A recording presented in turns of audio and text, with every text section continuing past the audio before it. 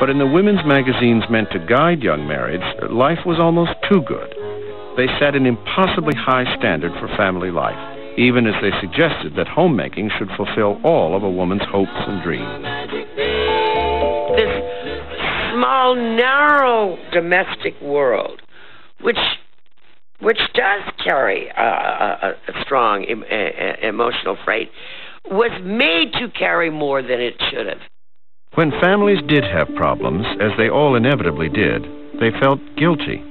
Betty Friedan found that many women liked their roles as mothers and wives, but resented the idea promoted by the women's magazines that no other role was possible. Can't you be just a college professor's wife? Isn't that enough?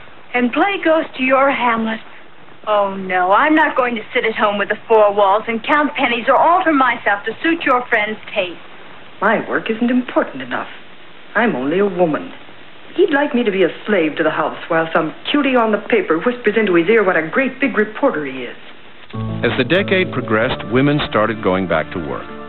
Though largely confined to dead-end jobs, nearly 70% of all middle-class wives worked outside the household to earn extra money for the family. Families wanted all the goods that the abundant post-war America promised, and so women often would contribute to the household income. But what you see throughout the 1950s is a real praise of women in the home that keeps pushing the happiness that should come to women from being homemakers and mothers. To describe these contradictory pressures on women, psychiatrists identified a new disorder, the housewife's blight. To cope with the problem, doctors began to prescribe antidepressants in record numbers. The drug of choice was Miltown.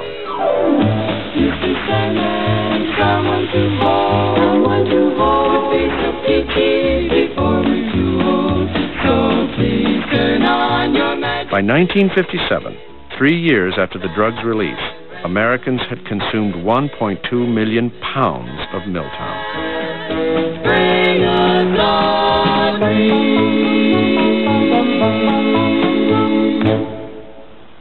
Becoming more and more aware of a growing discontent, Betty Friedan tried to interest some of the women's magazines in an article on the issue, but none of her regular outlets would publish her findings. The only thing I saw was an outline that said women have been brainwashed into being housewives, and it seemed to me pretty extreme. And so I said to her agent, I don't know what's happened to Betty, but I really am not interested in this. And Red Book said, well, she's always written good stuff for us before, but she's gone off her rocker. Only the most neurotic women will identify with this. To Friedan, part of the problem was that almost all of the women's magazines were run by men who were practicing a kind of unconscious censorship. What I realized is that somehow that what I had written threatened the basic foundation or the basic boundaries of women's world as seen and perpetuated by the women's magazines, which I called then the feminine mystique. She set out to write a book with the same title. When it was finally published in 1963, it became the handbook of a new feminist movement. What I underestimated was how that book, as a scream of pain, would resonate with so many women for so many years and lead them to rethink their lives. What do you mean, what's happened to me? I don't know. Except that you've lost your guts and all of a sudden I'm ashamed of you.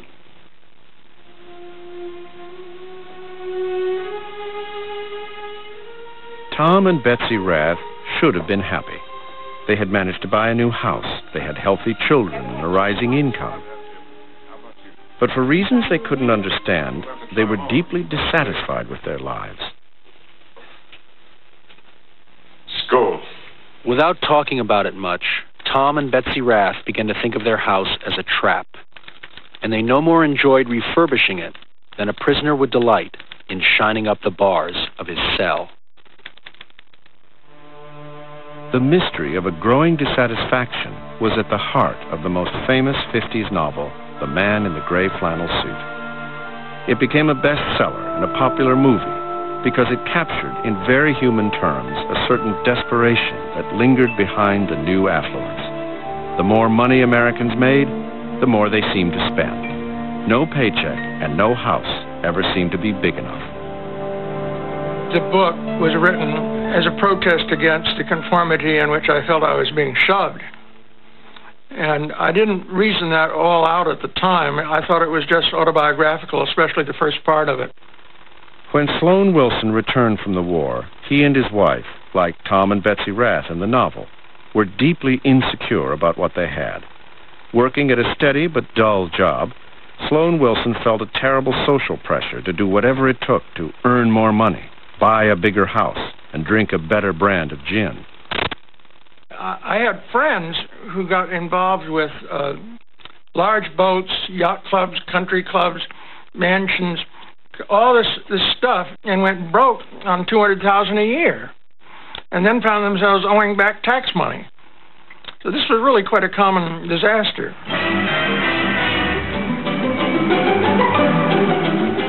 During the 50s, a new consumer's aid was invented: the credit card.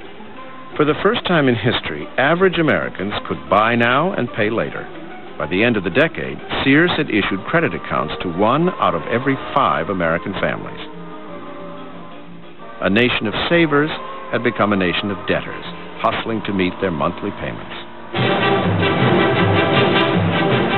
Well, I hear there's a spot opening up in public relations where I work, in United Broadcasting. What would it pay? Oh, I don't know. 8,000, 10,000, I guess, something like that. Well, I could certainly do with 8,000 or 10,000. But I don't know anything about public relations. Who does?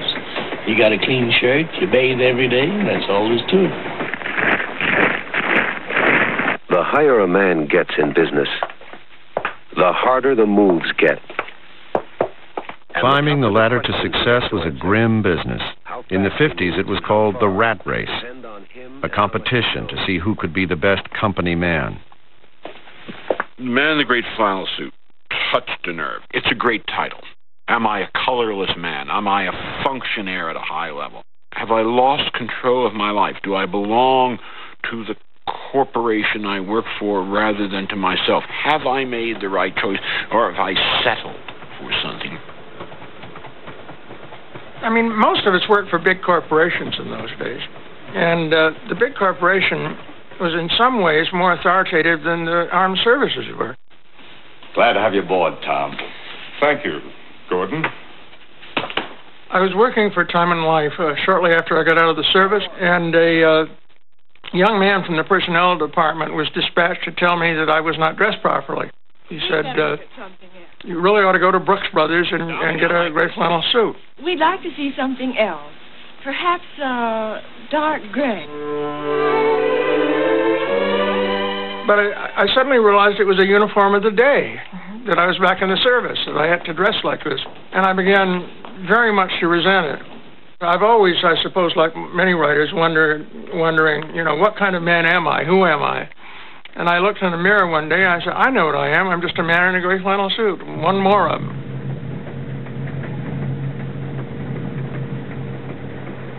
In the novel, Tom Rath could never escape the memories of war. Come on, Tom, we gotta get out of here. All right, get out of the way. It's strange. I was only in the service 4 years, and I'm 75 years old. It's a tiny part of my life, but maybe half of everything I've written is about the war. The feeling that you were a white knight was a wonderful feeling, that we are fighting the forces of evil and winning. And to get yourself together and run a good part, your own tiny part of the whole military machine, but to run it right, in my case, a small ship.